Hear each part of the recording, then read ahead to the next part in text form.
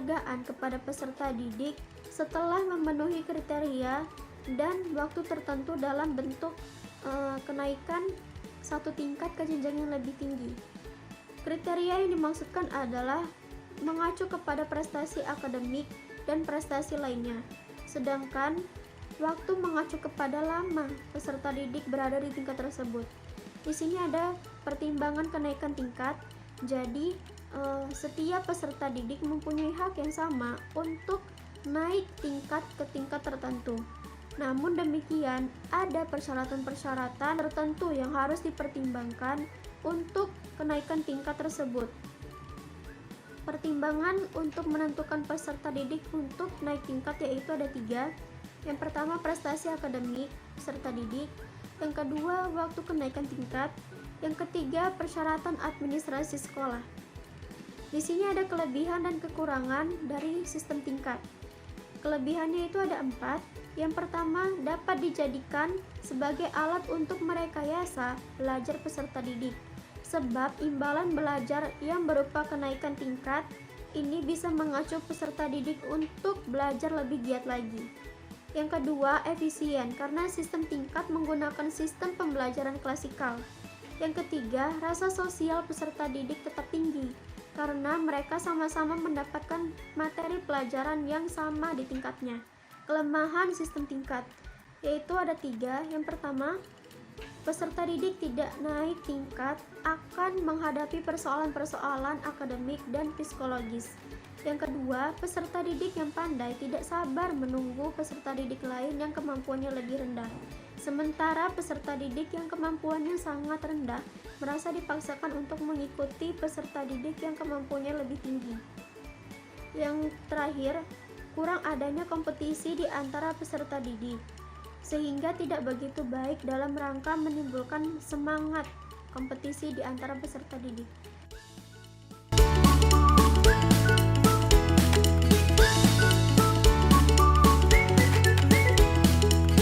Mutasi menurut Kamus Besar Bahasa Indonesia adalah pemindahan suatu jabatan ke jabatan lain. Mutasi merupakan salah satu hak peserta didik, sebagaimana disebutkan dalam Undang-Undang Nomor 20 Tahun 2003 Pasal 12 Ayat 1 huruf E yang menyatakan bahwa setiap peserta didik pada setiap satuan pendidikan berhak pindah ke program pendidikan pada jalur dan satuan yang setara.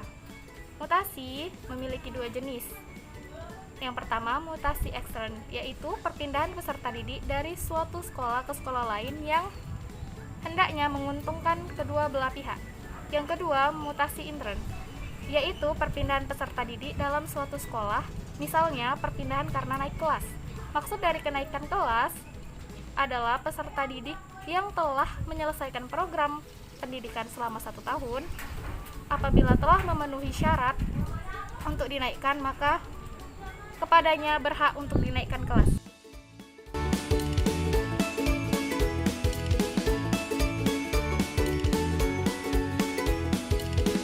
Menurut Imron, dropout adalah peserta didik yang keluar dari sekolah sebelum waktunya atau sebelum ia lulus.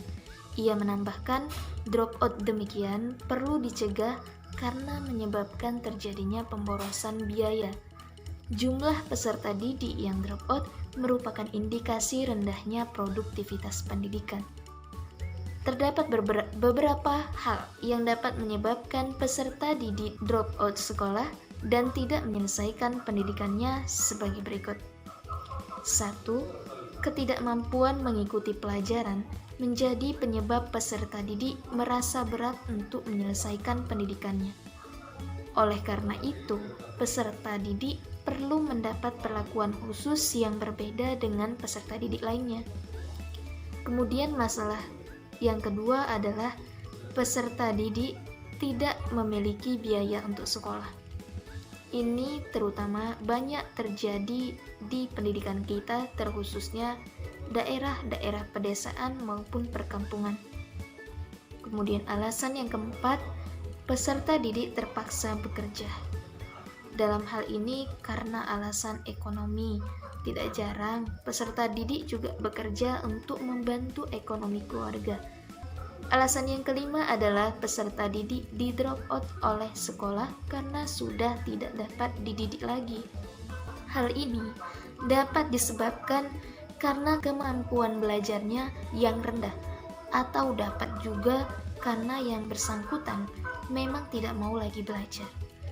Jadi teman-teman, penanganan dalam drop out tentunya harus diketahui permasalahannya terlebih dahulu, kemudian dipertimbangkan dan dicari jalan keluarnya. Memang tidak semua penyebab drop out dapat dicegah, tetapi alangkah lebih baiknya lagi pihak sekolah mencari jalan terbaiknya. Terima kasih. Wassalamualaikum warahmatullahi wabarakatuh.